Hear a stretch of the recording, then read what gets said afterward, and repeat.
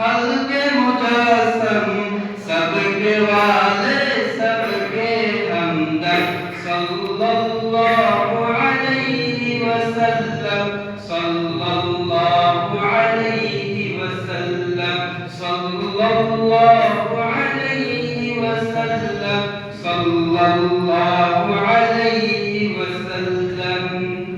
शम्ए मुहब्बत जिसने जलाई, रस्म गुलामी जिसने मिटाई। शम्ए मुहब्बत जिसने जलाई, रस्म गुलामी जिसने मिटाई। मदह सरापा जिसके खुदाई, मदह सरापा जिसके खुदाई। दर्द बदरमा जख्मों का मरियम सल्लल्लाहु अलैहि वसल्लम सल्लल्लाहु अलैहि वसल्लम सल्लल्लाहु अलैहि वसल्लम सल्लल्लाहु अलैहि वसल्लम। माने मुल्क नक्शे अव्वल खैर सरापा फैज़ मुसलसल। माने मुल्क नक्शे अव्वल खैर सरापा फैज़ मुसलसल। जिससे हुआ है दीन मुकम्मल, जिससे हुआ है दीन मुकम्मल। फख्र रसूल रहबर आज़म सल्लल्लाहु अलैहि वसल्लम सल्लल्लाहु अलैहि वसल्लम सल्लल्लाहु अलैहि वसल्लम सल्लल्लाहु अलैहि वसल्लम। नक्श है जिसका रोशन रोशन, खुशबू जिसका गुलशन गुलशन। नक्श है जिसका रोशन रोशन, खुशबू जिसका गुलशन गुलशन।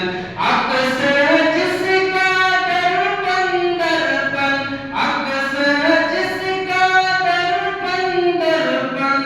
महताबा नय्यर आज़म सल्लल्लाहु अलैहि वसल्लम सल्लल्लाहु अलैहि वसल्लम सल्लल्लाहु अलैहि वसल्लम सल्लल्लाहु अलैहि वसल्लम। अस्सलामु अलैकुम ওয়া রাহমাতুল্লাহি ওয়া বারাকাতুহু। শুভকামনা জানাই আমরা। এরপরে আমাদের সামনে নাশিদ পেশ করবেন মোহাম্মদ হুসাইন আহমেদ বাঁধন। মোহাম্মদ হুসাইন আহমেদ বাঁধন ভাই।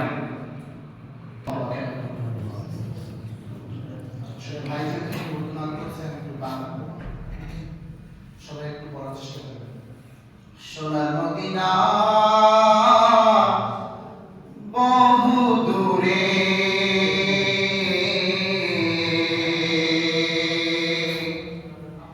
কিন্তু মদিনাওয়ালা আমার অন্তরে। কথা বল ঠিক কিনা?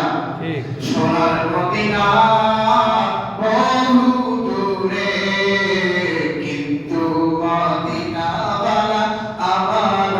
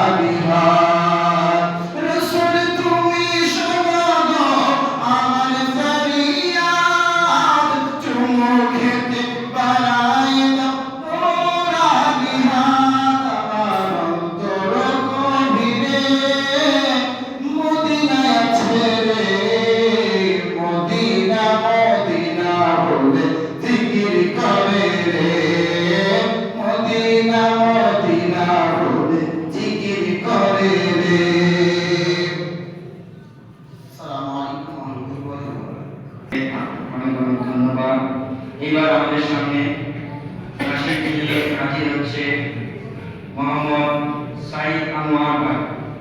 মোহাম্মদ সাইদ আনোয়ার ভাইকে সামনে আসার জন্য জানাচ্ছি। আসসালামু আলাইকুম ওয়া রাহমাতুল্লাহি ওয়া বারাকাতুহু। এই নাশিদটি হচ্ছে খতমে নবুয়তের শানে, অর্থাৎ আমাদের নবী শেষ নবী, এরপরে আর কোনো নবী আসবে না, এটা আমাদের আকীদা এবং বিশ্বাস। এইটার সামনে কিছু কালাম পেশ করব, শুধু আমি গাইব না, আপনারাও দেখবেন ইনশাআল্লাহ। খতমে নবুয়ত জিন্দাবাদ, খতমে নবুয়ত জিন্দাবাদ, খতমে নবুয়ত জিন্দাবাদ, খতমে নবুয়ত জিন্দাবাদ, খতমে নবুয়ত জিন্দাবাদ, খতমে নবুয়ত জিন্দাবাদ। जिसमें जब तक जान रहे ये तेरा ईमान रहे, जिसमें जब तक जान रहे ये तेरा ईमान रहे, सदा रहे ये तुझको यार, खत्म नबूवत, खत्म नबूवत जिंदाबाद, खत्म नबूवत जिंदाबाद, सदा रहे ये तुझको यार, खत्म नबूवत जिंदाबाद, खत्म नबूवत जिंदाबाद, खत्म नबूवत जिंदाबाद। आप लोग भी जो आवाज में बोलिएगा इंशाअल्लाह। खत्म नबूवत है ईमान, खत्म नबूवत दीन की जान, खत्म नबूवत है ईमान, खत्म नबूवत दीन की जान, ये इस्लाम की है बुनियाद, ये इस्लाम की है बुनियाद, खत्म नबूवत जिंदाबाद, खत्म नबूवत जिंदाबाद, खत्म नबूवत जिंदाबाद, जिसमें जब तक जान रहे ये तेरा ईमान रहे, सदा रहे ये तुझको यार, खत्म नबूवत जिंदाबाद, खत्म नबूवत जिंदाबाद, खत्म नबूवत जिंदाबाद। इससे करेगा जो इनकार, वो इस्लाम का है गद्दार, इससे करेगा जो इनकार, वो इस्लाम का है गद्दार, वो इस्लाम का है गद्दार। दीन हुआ उसका बर्बाद, खत्म नबूवत जिंदाबाद, दीन हुआ उसका बर्बाद, खत्म नबूवत जिंदाबाद, खत्म नबूवत जिंदाबाद, खत्म नबूवत जिंदाबाद। हक मनवाकर छोड़ेगी, बातिल का मुंह तोड़ेगी, हक मनवाकर छोड़ेगी, बातिल का मुंह तोड़ेगी, अज़म हमारा है क़ुरान, खत्म नबूवत जिंदाबाद,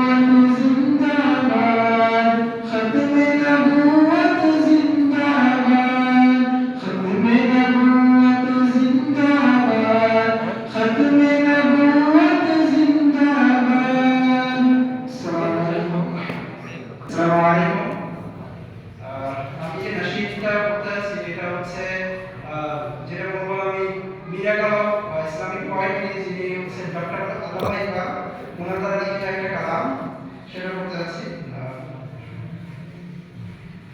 लबे आती है दुआ बन के तमन्ना मेरी, लबे आती है दुआ बन के तमन्ना मेरी, जिंदगी शम्म की सूरत हो खुदाया मेरी, जिंदगी शम्म की सूरत हो खुदाया मेरी, लबे आती है दुआ बन के तमन्ना मेरी, वो मेरी दम से यूं ही मेरी वतन की जीनत, जिस तरह फूल से होती है चमन की जीनत, जिंदगी हो मेरी परवान की सूरत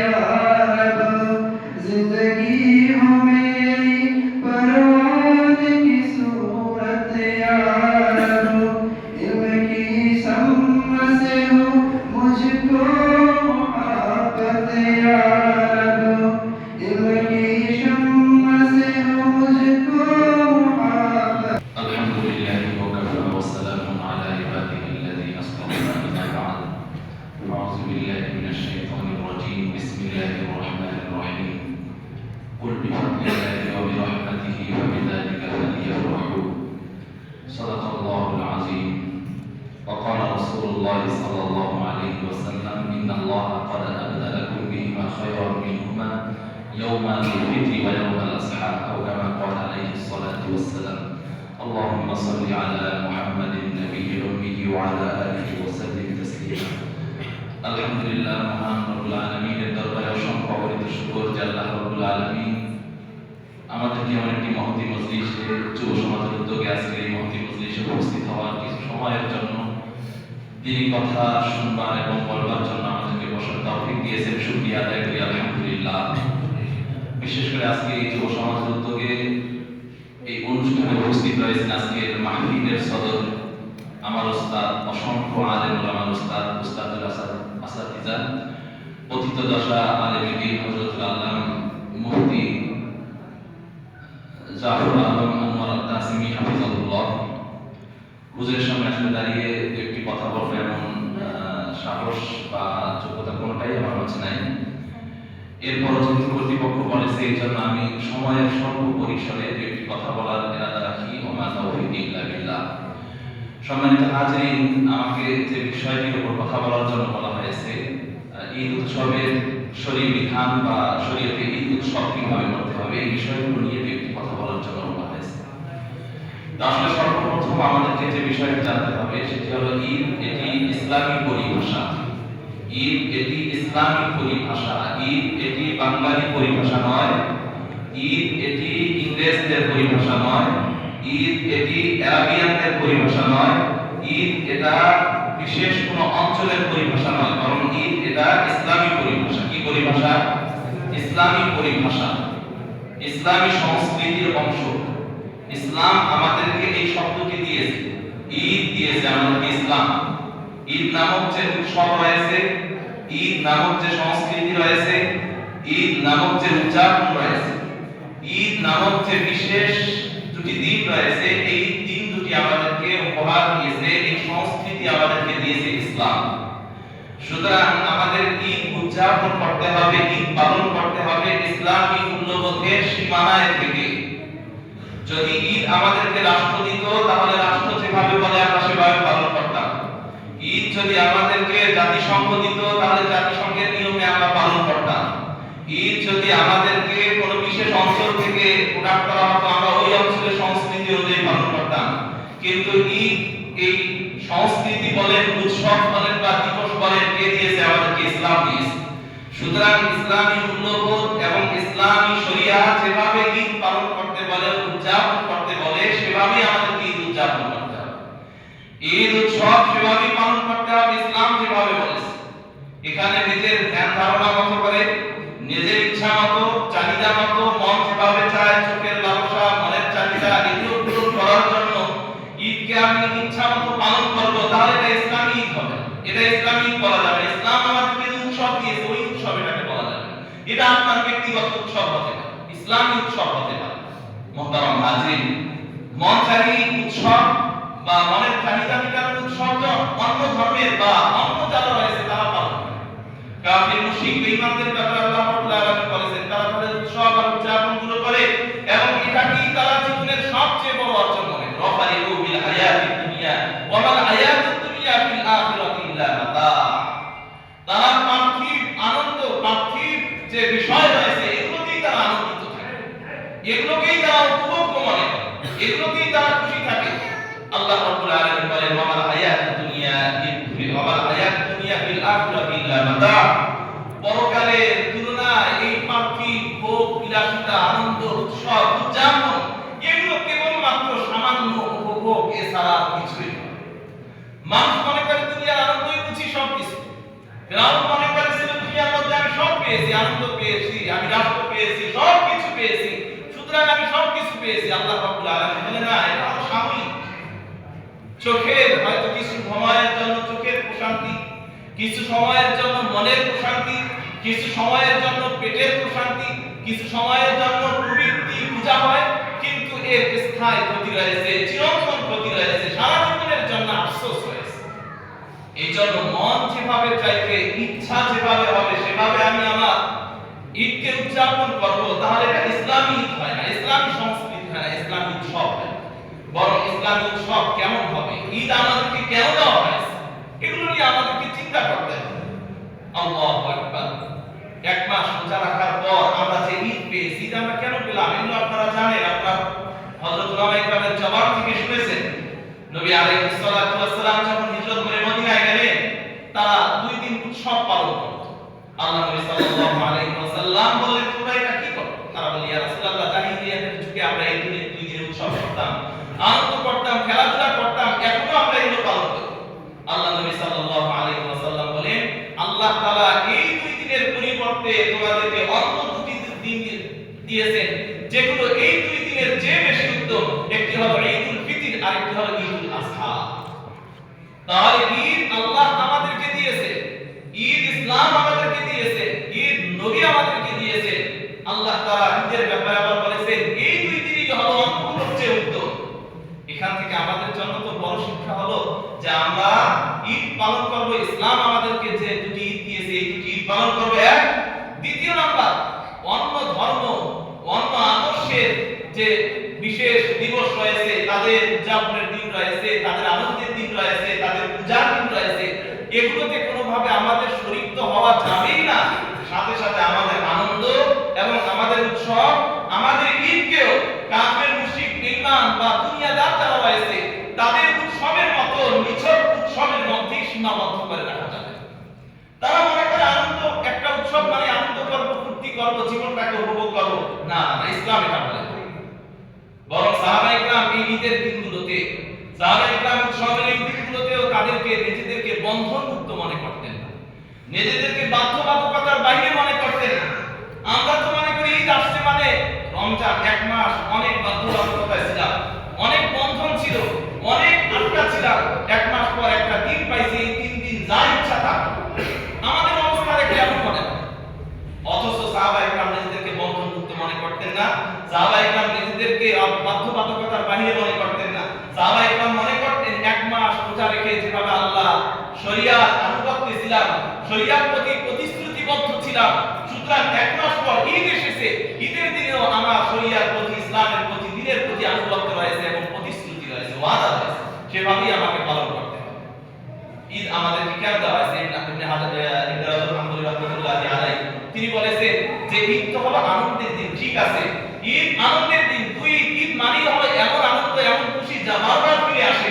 এই আনন্দ কাদের জন্য?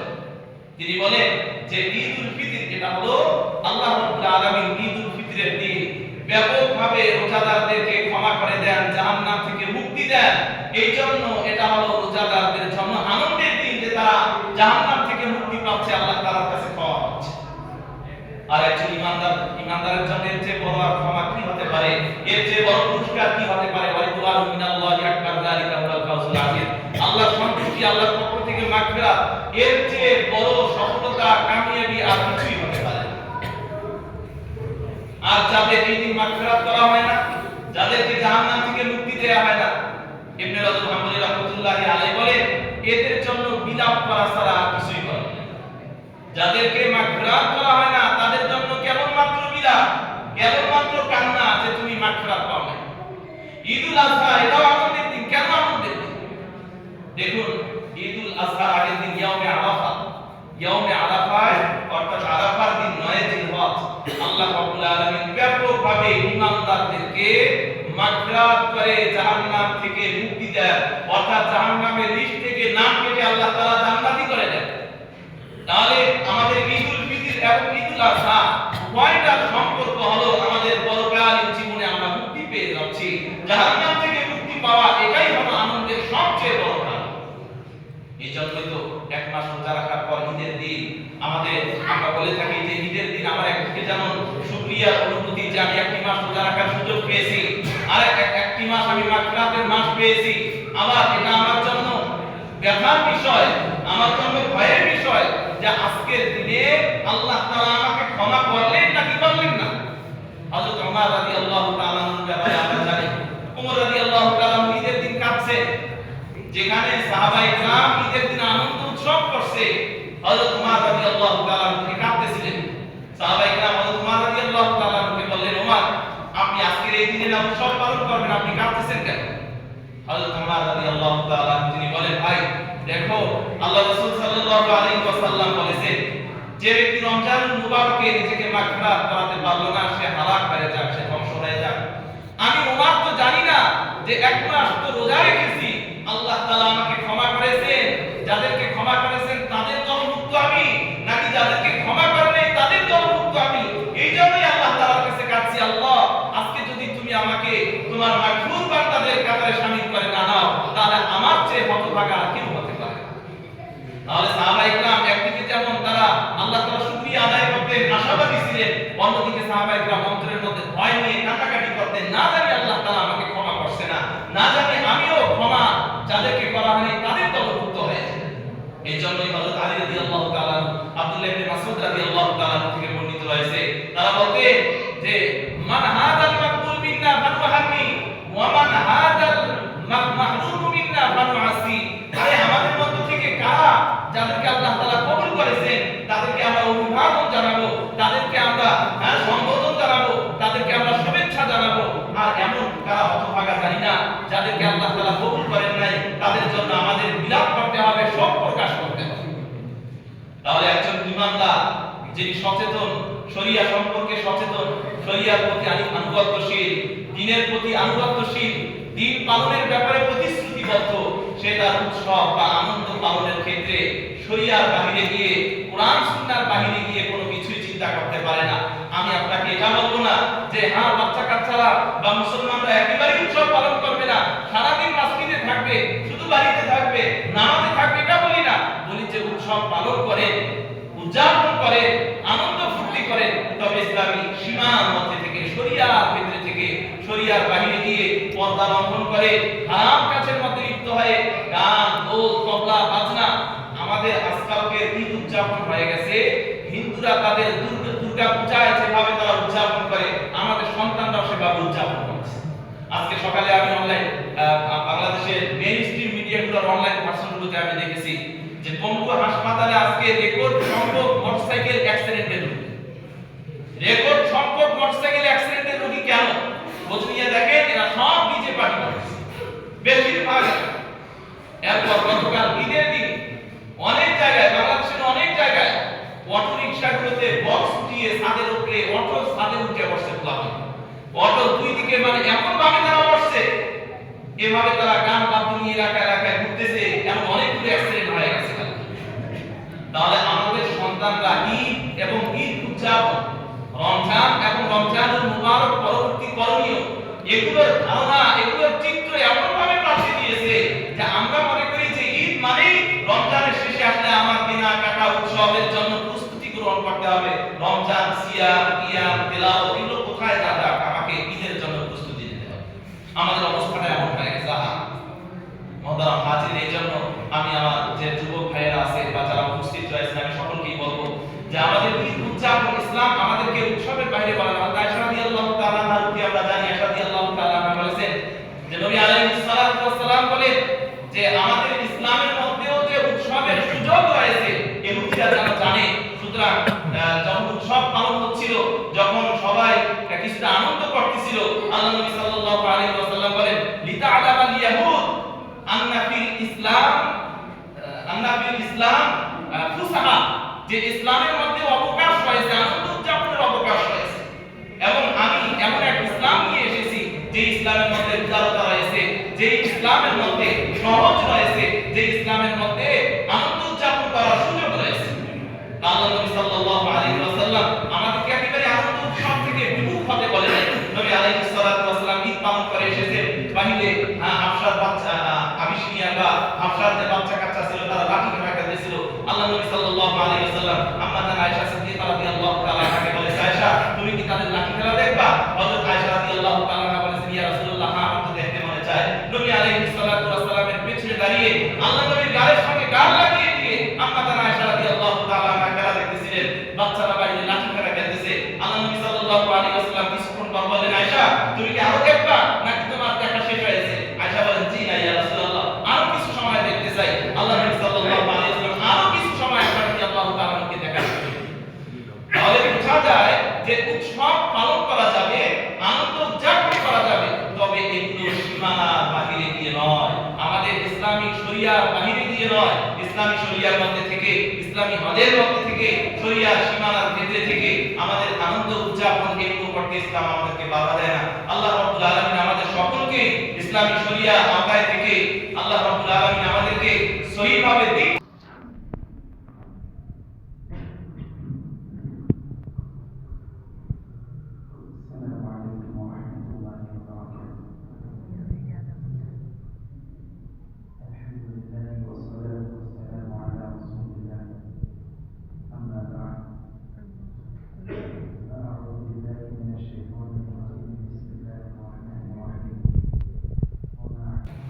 আলহামদুলিল্লাহ, আল্লাহ রাব্বুল আলামিন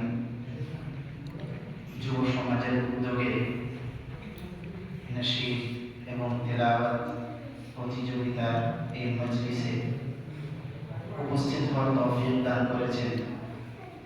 সময় অনেক হয়ে গিয়েছে, আর বড়রা এখন উপস্থিত রয়েছেন, তাই সংক্ষেপে নিজের কথা শেষ করার চেষ্টা করব ইনশাআল্লাহ।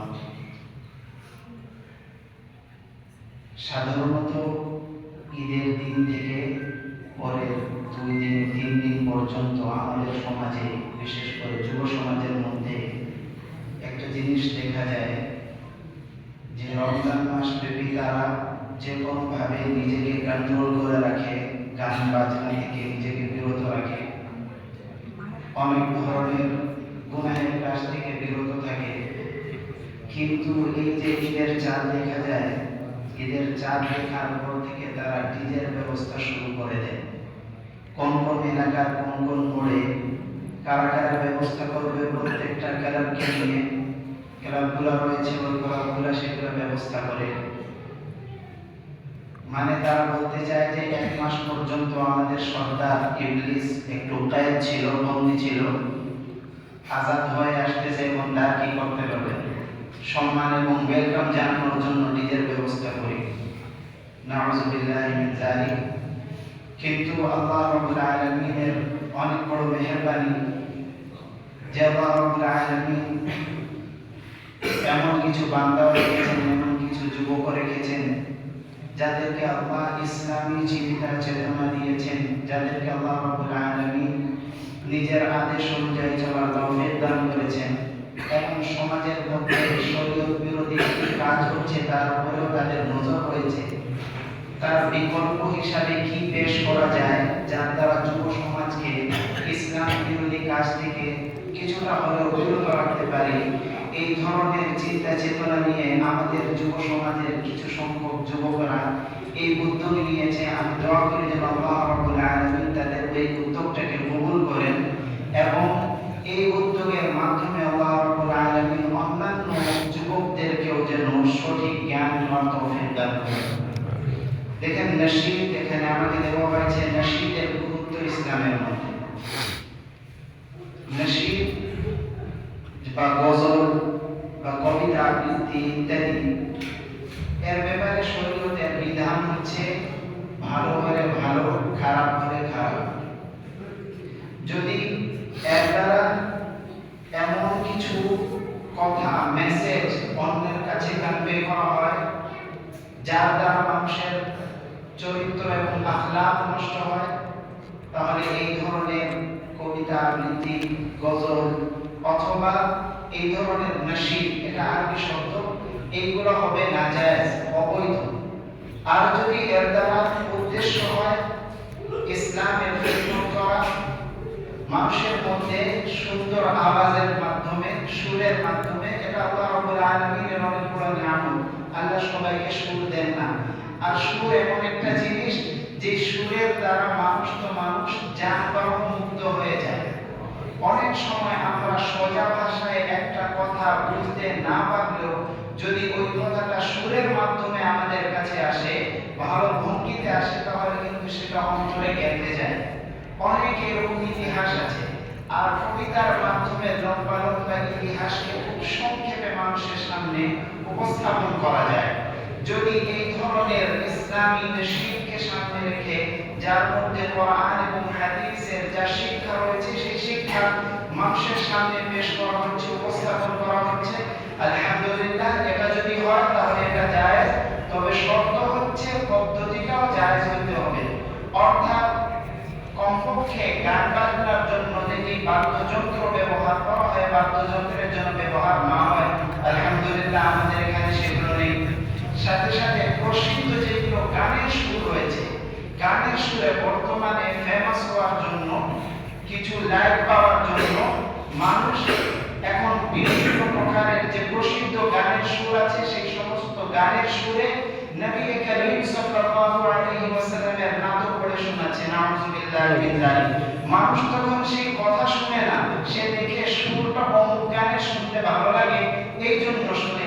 তো আপনার নশীদ শুনে, কারণ নশীদ শুনে যদি কোরআন স্মরণ না আসে, যদি আল্লাহ রাসূলের শিক্ষা স্মরণ না আসে, বরং যেই গায়ক সেই গানটা সুরে গেয়েছে এই নাচ শুনেও যদি গানের কথা মনে আসে, তাহলে এই ধরনের নাচের দ্বারা লাভের চেয়ে ক্ষতি বেশি।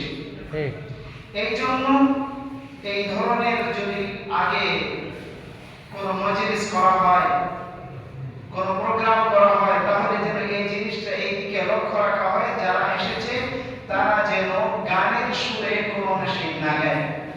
আর নশীদ এবং শের ও শায়রি এমন একটা জিনিস, যদি শরীয়তের দেফা, যদি শরীয়তের হেফাজতের জন্য, শরীয়তের পক্ষ থেকে যারা শরীয়ত বিরোধী তাদেরকে জবাবের জন্য যদি কেউ নশীদ গায়, তাহলে এটা সওয়াবের কাজও হইতে পারে। সাইয়েদনা হাসান রাদিয়াল্লাহু তাআলা আনহু নবী করিম সাল্লাল্লাহু আলাইহি ওয়াসাল্লাম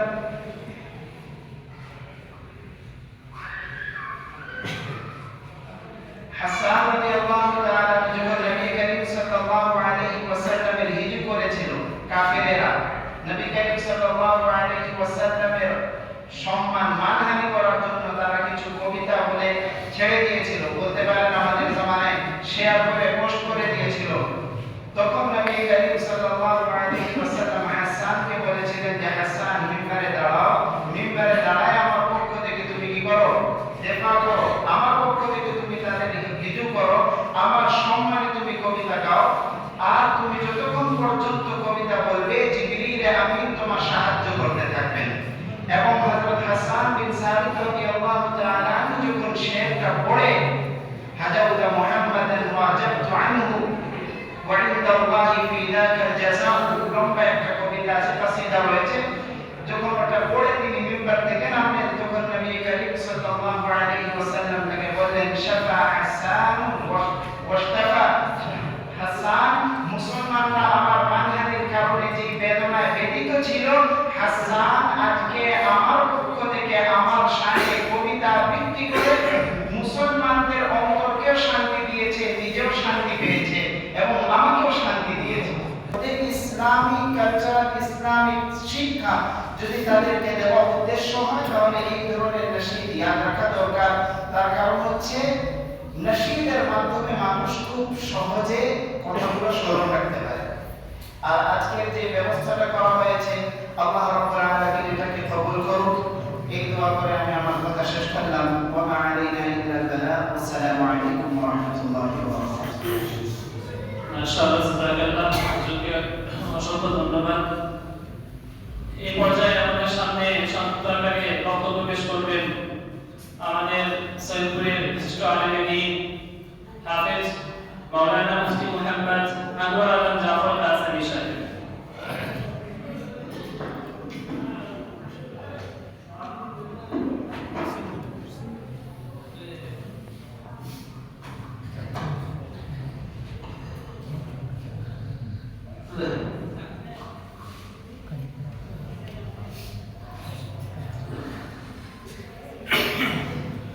نحمده ونصلي على رسوله الكريم أما بعد فأعوذ بالله من الشيطان الرجيم بسم الله الرحمن الرحيم إنا نحن نزلنا الذكر وإنا له لحافظون صدق الله العظيم.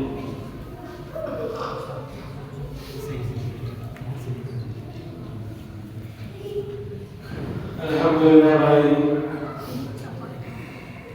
আমরা যুব সমাজের উদ্যোগে আয়োজিত মুসাবাকাতুল কোরআনুল কারীম কোরআন প্রতিযোগিতার মজলিসে বসার তৌফিক আমরা পেয়েছি, সুযোগ পেয়েছি। এগুলো আন্তরিকভাবে আমরা আনন্দিত। আমি শুনছি এটা প্রস্তুতি রমজান থেকে চলতেছে, শুনে আনন্দিত হয়েছে। এটা সুন্দর উদ্যোগ। কোরআন কারীমের প্রতিযোগিতা হবে এবং উর্দু, বাংলা, আরবি, নাশিদের প্রতিযোগিতা হবে। এটা তো খুব সুন্দর জিনিস। কোরআনে কারীমের মুসাবাকা, এটা হলো ইন্না নাহনু নাযালনা যিকরা ওয়া ইন্না লাহু লাহাফিজুন। হিফজে কোরআন, হেফাজতে কোরআনের একটা চেষ্টা। আল্লাহ তাআলা বলেন যে আমি কোরআনে কারীমকে অবতীর্ণ করেছি এবং কোরআনে কারীমকে আমি হেফাজত করব।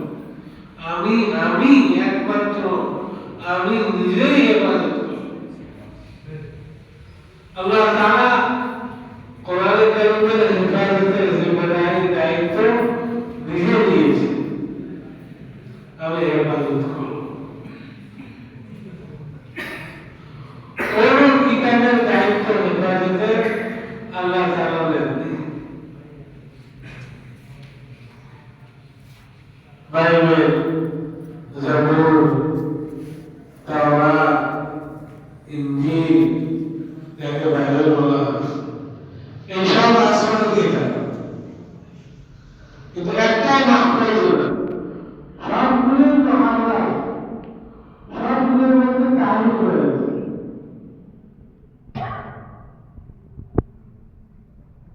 এক ভাই বলল ইটালিতে থাকে, সে বলতেছে যে ইটালিতে রোম যে সিটি, রোম সিটির মধ্যে আরেকটা সিটি আছে,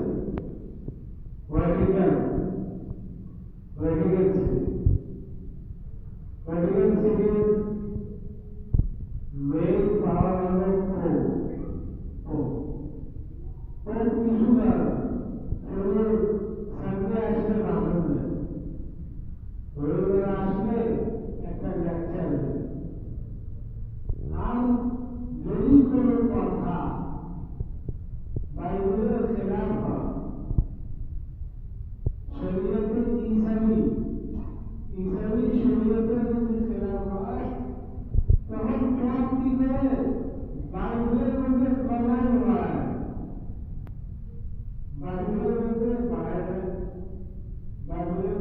মোবাইলে আর বলে যে বাইবেল লেখা আছে বাইবেলের মধ্যে প্রমাণ নাই ইজাফা তাকদীর করে তাদের কাছে যাই বলে দেওয়া তো বাইবেলের মধ্যে এখনো চালু রয়েছে কিন্তু কোরআন কারীম এই তাহরিফ থেকে মাহফুজ কোরআন কারীমের মধ্যে কোনো তাহরিফ হবে না হয়নি আগামী অতীতে হয়নি বর্তমানে হচ্ছে না কেয়ামত পর্যন্ত কোনো তাহরিফ হবে না মাহফুজ সব কিতাবের মধ্যে তাহরিফ কিন্তু কোরআনের মধ্যে তাহরিফ আল্লাহ তাআলা এবারে কিভাবে করবেন এবারে করবেন আপনি হিফজুল কোরআন জামানের বাচ্চা জামানের বাচ্চি কোরআনের হাফিজা হাফিজা ছোট ছোট বাচ্চা বুকের মধ্যে কোরআন মাহফুজ হয়েছে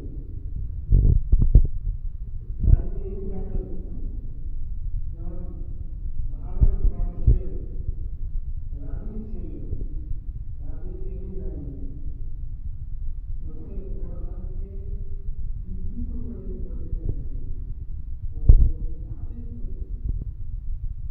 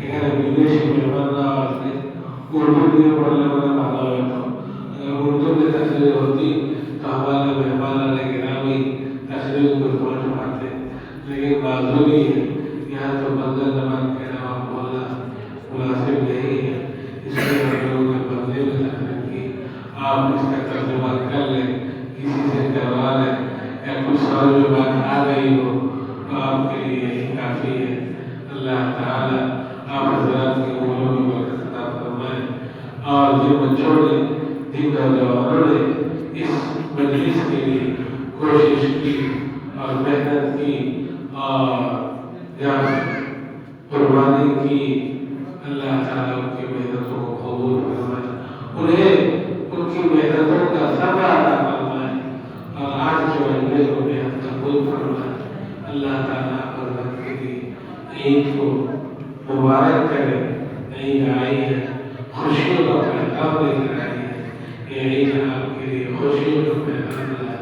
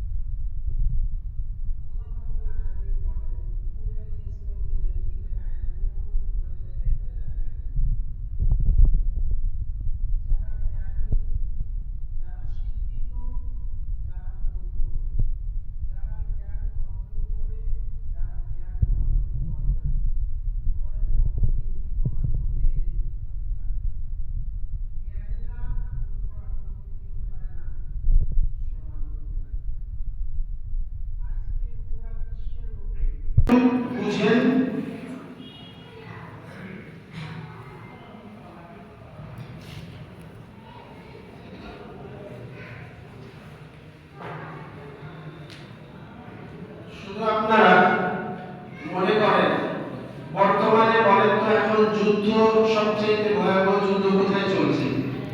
ইরান, ইসরায়েল, মিডল ইস্টে চলতেছে। কোথায় চলতেছে? Middle east. মিডল ইস্টে যুদ্ধ চলতেছে। আক্রমণ অমুসলিম কান্ট্রির উপরে বেশি হচ্ছে না মুসলমানদের কান্ট্রির উপরে? মুসলিম কান্ট্রির উপরে বেশি। পৃথিবীর মানচিত্রে অনেক বড় একটা রাষ্ট্রের নাম ইসরায়েল মনে হয় না, কি বলে? ছোট। অনেক বড় রাষ্ট্র ইসরায়েল। এখন প্রশ্ন হলো, দীর্ঘ প্রায় অর্ধ শতাব্দী প্লাস সময় ধরে ইসরায়েল ফিলিস্তিন আর গাজার উপরে নিয়মতান্ত্রিক ভাবে আক্রমণ চালিয়ে যাচ্ছে। পুরা পৃথিবীতে প্রায় 200 কোটি মুসলমান, সবাই চেয়ে যে আমরা কি করতেছি? দেখতেছি। সর্বোচ্চ হলে রাষ্ট্রীয়ভাবে একটু বিবৃতি দেওয়া হয়, দুঃখ প্রকাশ করা হয়, আবার আমরা ভুলে যাই। এক সময় ছিল যখন যুদ্ধের সর্বোচ্চ অস্ত্র ছিল তরবারি, তীর। যুগ পরিবর্তন হলো, বন্দুক পিস্তলের সাথে সাথে আরো ট্যাঙ্ক দিয়ে যুদ্ধ হতো, ভয়াবহ অস্ত্র ছিল এগুলো। যুগ পরিবর্তন হতে হতে বর্তমান যুগে যুদ্ধ কি দ্বারা হচ্ছে? মিসাইলও পুরাতন হয়ে গিয়েছে, বড় বড় সব হয়, ড্রোন যুদ্ধ চলতেছে। কিসের যুদ্ধ চলছে? ড্রোন যুদ্ধ চলছে। কোনো মানুষ নেই, কিছু নেই, সব জায়গায় সমুদ্র নাই, যেখানে ইচ্ছে সেখানে চলছে। আমরা যদি গবেষণা করে দেখি তো বর্তমান বিশ্বে যুদ্ধ চলছে জ্ঞানের যুদ্ধ। কিসের যুদ্ধ? জ্ঞানের যুদ্ধ চলছে, প্রযুক্তির যুদ্ধ চলছে। কেন? অস্ত্র দিয়ে, শক্তি দিয়ে আপনি আর সামনাসামনি মোকাবেলা করলেন, আপনি শক্তি প্রয়োগ করতেন। এক দেশ, এক রাষ্ট্র, এক ব্যক্তি শারীরিকভাবে দুর্বল, কিন্তু জ্ঞানের যুদ্ধ করার কারণে আজকে পুরা মুসলিম বিশ্বের উপরে আমেরিকা রাজত্ব করছে। ইসরায়েল সবাইকে দমায় রেখেছে, কারো বাধা মানছে না, জাতিসংঘের আদেশ অমান্য করছে। এত সাহস পায় কিভাবে? তারা জানে আমাদের কাছে জ্ঞান রয়েছে, প্রযুক্তি রয়েছে, গবেষণা রয়েছে। এক যুগ ছিল মুসলমানদের সোনালী যুগগুলোকে যদি আমরা দেখি, মেডিকেল সায়েন্স অসম্পূর্ণ থাকবে যদি ইবনে সিনাকে সে মুছে দেয়। ইবনে সিনা কে মাইনাস করে মেডিকেল সায়েন্স পৃথিবীতে তার পরিচয় সম্পূর্ণ হতে পারে না। ইবনে সিনা কোন ধর্মের অনুসারী ছিলেন? মুসলমান ছিলেন। তাহলে আজকে মেডিকেল সায়েন্স কত উন্নত, কিন্তু ইবনে সিনাকে মাইনাস করে মেডিকেল সায়েন্স আগানো সম্ভব না। তার মানে আমরা মুসলমানরা, তাদের আর আমাদের মধ্যে পার্থক্য কিসের? জ্ঞানের পার্থক্য। তারা পড়াশোনা করে, গবেষণা করে, প্রযুক্তির দিক থেকে এগিয়ে যাচ্ছে, আর আমরা মুসলমানরা বসে বসে মোবাইলে আর ইন্টারনেটে কপি পেস্ট করি, কপি আর পেস্ট করি। আমাদের কাজ কি? তারা যা দিচ্ছে এগুলোকে কপি পেস্ট করে চালিয়ে দিচ্ছি। বর্তমান আমাদের গবেষণায় তিনটা বিষয় যদি আমাদের না থাকে, এক নাম্বার জ্ঞান অর্জন করা। কি অর্জন করা? জ্ঞান অর্জন করা। শুধু ধারাবাহিকভাবে সার্টিফিকেটের জন্য পড়লে হবে না, ওই জ্ঞানের আলোকে গবেষণা করতে হবে। কি করতে হবে? গবেষণা করতে হবে। টেকনোলজিতে আমাদেরকে এগিয়ে যেতে হবে। আজকে মুসলমানরা আমরা পাঠ করে দিয়েছি, একটা হচ্ছে দ্বীনি শিক্ষা, একটা হচ্ছে দুনিয়াবী শিক্ষা। জাগতিক শিক্ষা, ধর্মীয় শিক্ষা, জাগতিক শিক্ষা। যারা ধর্মীয় শিক্ষা, শুধু ধর্মীয় শিক্ষা অর্জন করে, দ্বিতীয় পক্ষ বলে এরা ধর্মান্ধ। এরা কি বলে? ধর্মান্ধ। এরা অতিরিক্ত করে। আর যারা ধর্মের দিক থেকে বেশি গবেষক, তারা মনে করে যারা দুনিয়ার বাইরে গেছে এরা মনে সবকিছু ইমান আমরা শেষ করে ফেলছি, টু পার্ট হয়ে গেছে আমরা। আর তৃতীয় পক্ষ হিসেবে আমাদের উপরে রাজত্ব করছে আজকে তারা পশ্চিমারা রাজত্ব করতেছে। কিন্তু ইসলামের কোরআনের সবচেয়ে প্রথম বাণী আল্লাহ তাআলা নাযিল করেছেন কি? ইকরা, জ্ঞান অর্জন করো। কি অর্জন করো? পড়ো আর জ্ঞান অর্জন করো। আজকে মুসলমানরা আমরা জ্ঞানের দিক থেকে অনেক পিছিয়ে। আজকে চিকিৎসার জন্য মুসলমানদেরকে অমুসলিম রাষ্ট্রে যেতে হয়। একজন ডাক্তার যদি খুব দক্ষ হয়ে যায়, সে আর দেশে থাকতে পারে না, সে বাইরে চলে যায়। একজন গবেষক গবেষণা করতে করতে সে যখন বড় বৈজ্ঞানিক হয়ে যায়, সে কোথায় চলে যায়? বিদেশে চলে যায়। বাংলাদেশের আমাদের গ্যাস, কিন্তু বাংলাদেশের মানুষ এই গ্যাসকে চড়া করলে আমাদের ব্যবহার করতে হয়। খনিজ পদার্থ আমাদের দেশে খনি না। যে আমাদের দেশের যে জিনিসগুলো আল্লাহ তাআলা নিয়ামত দিয়েছেন, কয়লা খনি থেকে কয়লা বের করতে বাংলাদেশের ইঞ্জিনিয়ারগুলোর কোনো কাজ নেই। কিসের কুয়েট যাই বলেন আপনি, বাংলাদেশের ইঞ্জিনিয়ারদের নেতৃত্বেই কাজটা হচ্ছে, বলেন না? কারা করতেছে? কেন আমাদের এখানকার লোকরা দক্ষ না? তারা কি দক্ষতা অর্জন করতে পারে না? এই তাদের এই কাজগুলো করার কারণে আজকে বেনিফিট আমাদের দেশের চাইতে তারা বেশি নিয়ে যাচ্ছে। কারণ কি? প্রযুক্তি তাদের কাছে। আরব বিশ্বে আল্লাহ তাআলা তেল দিয়েছেন। তেল তো ইউরোপ আমেরিকার কাছে নাই। ইউরোপ আমেরিকার কাছে তেল আছে? তেল কার কাছে? মিডল ইস্টের কাছে, সৌদির কাছে, কুয়েতের কাছে, এদের কাছে তেল। কিন্তু তেল রিফাইন করা, ব্যবহার করার প্রযুক্তি তাদের কাছে নেই। জাপানের কাছে কেউ রিফাইন করে নিচ্ছে, কেউ অন্যান্যদের কাছ থেকে করে নিচ্ছে।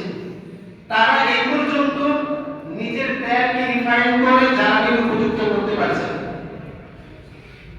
এমনকি জ্ঞান আর গবেষণার দুর্বলতার কারণে অথবা ইসলামের মূল্যবোধ না থাকার কারণে তারা লম্বা সময়ের জন্য পুরো মুসলিম বিশ্বকে, মুসলিম জাতিকে তারা জিম্মি করে দিয়েছে।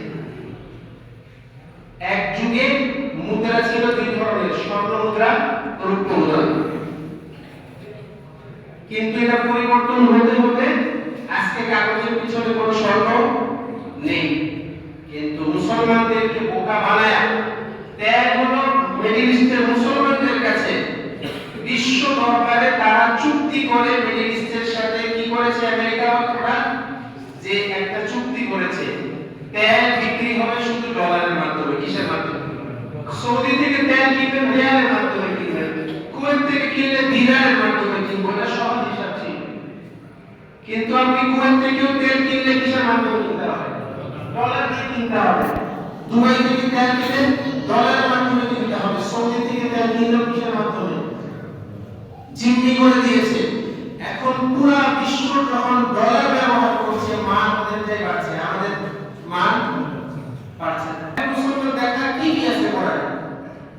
সবকিছু কোরআনে আছে, শুধু কোরআনে তো আছে, আল্লাহ দিয়ে দিয়েছে। আমার আপনার কি লাভ হলো? আমি নিলাম না, শুধু স্লোগানে দিলাম ভাই কোরআনে সব আছে, কোরআনে সব আছে। তো আছে তো কোরআনে, অস্বীকার কে করেছে? আমি নিলাম কতটুকু? আমার বাপ দাদা বলে চলে গেল কোরআনে সবকিছু আছে। আমিও এই কথাই বলছি কোরআনে সবকিছু আছে। যারা আসবে তারা এই কথাই বলবে কোরআনে সবকিছু আছে। কোরআনে সবকিছু আছে, তো আমরা নিচ্ছি না কেন? আজকে মুসলমানদের গাইড অফ লাইফ, জীবন বিধান হিসেবে আল্লাহ কোরআন দিয়েছেন। মুসলমানের শতকরা 90% কোরআন পড়তে জানে না, অর্থ বুঝে না। সে গবেষণা করবে কবে?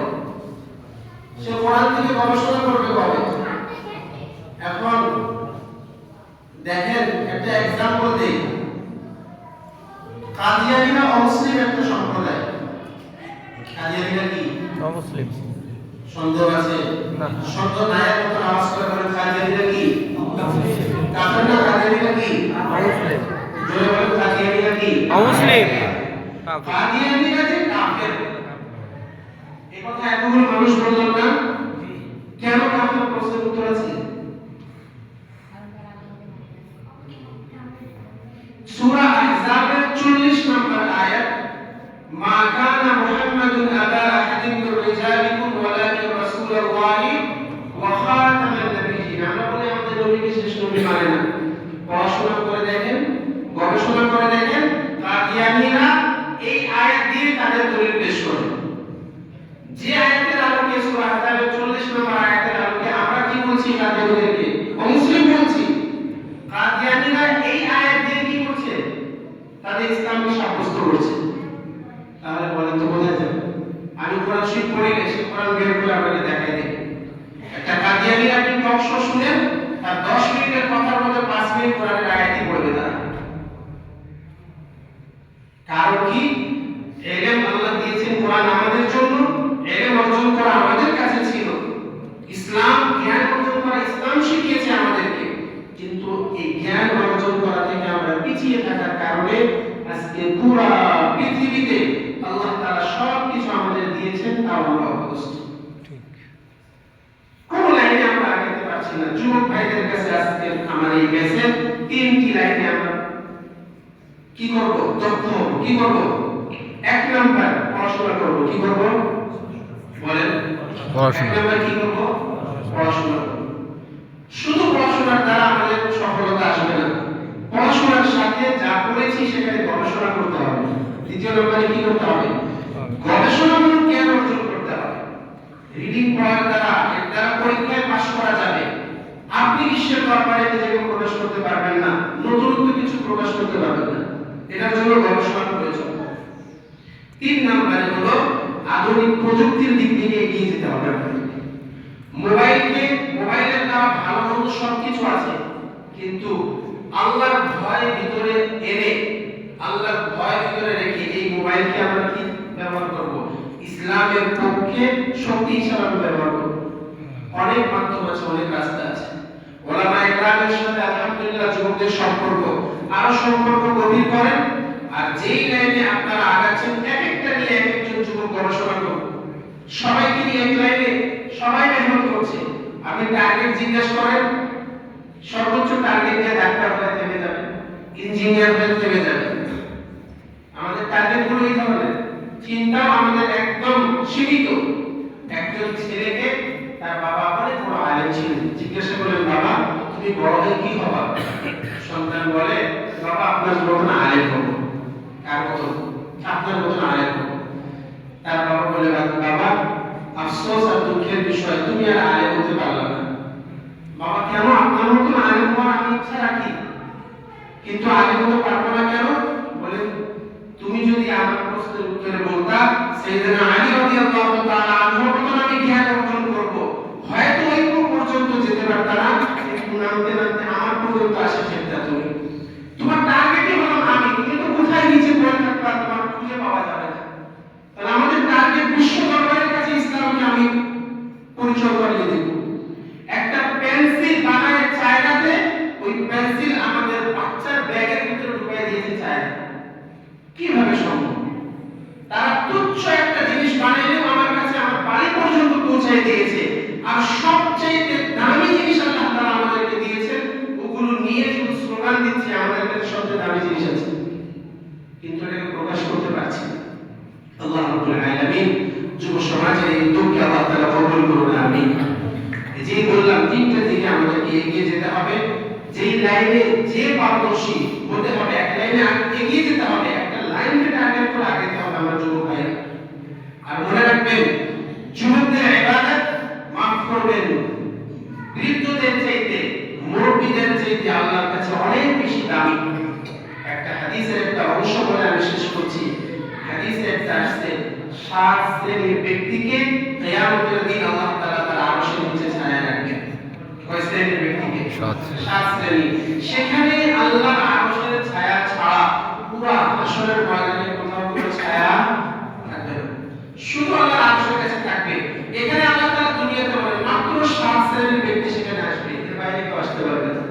যার মধ্যে এক শ্রেণীর হলো ওই যুবক, ওয়াশাবুন নাশআ ফি ইবাদাতিল্লাহ, যে যুবক তার যৌবনকে ইসলামের জন্য লাগিয়ে দিয়েছে, যে যুবক তার যৌবনকে ব্যবহার করেছে ইসলামের বিজয়ের জন্য, যে যুবক তার যৌবনকে ব্যবহার করেছে ইসলামকে বিশ্বের দরবারে তুলে ধরার জন্য, যে যুবক তার সময়কে, তার কাজকে, তার মেধাকে ব্যবহার করেছে ইসলামকে বিশ্বের মানুষের দরবারে উজ্জ্বল করে দেখানোর জন্য।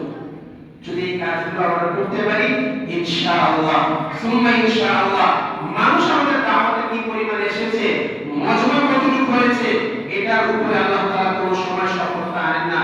সফলতা আনেন যে কাজ করছে, কি পরিমাণ শ্রম দিয়েছে, তারা কতটুকু মেহনত করেছে। আজকের এই মজলিস সাজাইতে এরা মাসব্যাপী ধরে মেহনত করছে, কয়েকজন ছেলেরা মাসব্যাপী মেহনত করেছে। তাদের ফলাফল কি হবে মজমার দ্বারা হিসাব করলে হবে না। তারা যে পরিমাণ শ্রম দিবে দেখবেন ইনশাআল্লাহ, আজকে ডেটটা লেখা রাখেন, এটার ফলাফল আল্লাহ তাআলা আজকে হোক কালকে হোক লম্বা সময়ের পরে হোক আসবে ইনশাআল্লাহ। যেখানে প্রয়োজন আল্লাহ তাআলা এই বার্তা শুনে পৌঁছে দিবেন ইনশাআল্লাহ। আল্লাহ রাব্বুল আলামিন আমাদেরকে বুঝে শুনে আমল করার তৌফিক দান করুন। আল্লাহ রাব্বুল আলামিন ইসলামকে, মুসলমানদেরকে পুরা বিশ্বে আল্লাহ তাআলা সম্মানিত করুন। আমিন। ওয়া আখিরু দাওয়ানা আলহামদুলিল্লাহি রাব্বিল আলামিন ওয়া সাল্লাল্লাহু ওয়া সাল্লাম।